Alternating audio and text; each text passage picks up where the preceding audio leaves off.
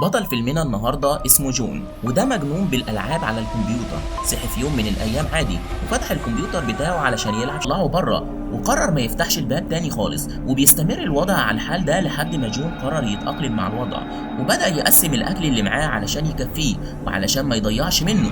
وعلشان يضيع وقت رجع يلعب على الكمبيوتر تاني، بس النت قطع في المدينة كلها. ومن بعد الحوار ده بدأ يترعب أكتر، وبعدين وقف عند الشباك وفجأة ظهرت شرطية وهي بتجري وبتحاول تهرب من الزومبي لحد ما هجموا عليها فوقعت، لكن هم فضلوا يهاجموها لحد ما قتلوها. وبعدها زومبي هجم عليه في البيت فجري منه على البلكونة، فجري عليه الزومبي بسرعة ووقع من البلكونة مات. بعدها جون قرر يغطي الإزاز كله علشان ما ياخدوش بالهم منه، وبيتصل بأهله لكنه سمعهم وهم بيصوتوا والزومبي بيهجم عليهم. عصب جدا وبدأ يكسر في كل حاجة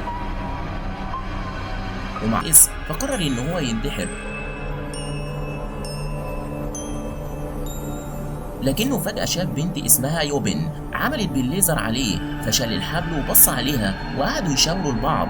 ورجع الامل لجون تاني وقرر يحاول يخرج تاني من الازمة بقلبه، وراح بيت تاني ياخد منه اكل كمان وعلشان خاطر يقدر يعيش ويقدر يكمل في ظل المعاناة دي. واخذ اجهزة لاسلكي علشان يقدر يتواصل ويقدر يتصل بأي حد يجي ينقذه، ولكن وهو راجع قابل زومبي فضل يهاجمه بس قدر يهرب منه. ورجع البيت وبدأ يقسم الأكل مع جوبن، واستخدم الدرون بتاعه علشان خاطر يبعت لها الحبل ويقدر يبدأوا يتكلموا كتير. وبعدين اتقابلوا وبدأوا ياكلوا مع بعض ويحكوا لبعض كل حاجة عن حياتهم ويتعرفوا على بعض أكتر، كل واحد بيحب إيه وكان بيعمل إيه في حياته قبل كده.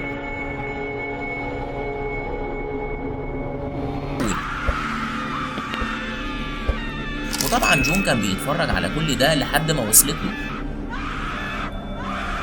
وركبوا الأصل كويس، بس هما ما كانوش مطمنين، كانوا فاكرينه زومبي وما كانوش واثقين فيه. فقرر ان هو يشرب قدامهم وشرب فعلا، وبعدها اطمنوا وبداوا ياكلوا ويشربوا. بس للاسف الاكل هو اللي طلع فيه مخدر، والراجل ده كان حاطط مخدر علشان مراته اتحولت لزومبي وكانت جعانه وكان بقالها كام يوم ما اكلتش، فكان عاوز يقدمهم ليها علشان خاطر تاكلهم لانه رفض يتخلص منها بعد ما اتحولت لزومبي. وقرر ان هو يربطها بالحبال ويعيش معاها وكل فتره يقدم لها اي اكل علشان خاطر تفضل عايشه معاه وما تموتش من الجوع. المهم ان مفعول المخدر ما كانش قوي، يعني هو دوخهم شويه لكن مش لدرجه فقدان الوعي، وبالتالي لما مرات الزومبي هجمت عليهم قدروا ان هم يبعدوا نفسهم عنها، والراجل كان بيراقبهم وهو قافل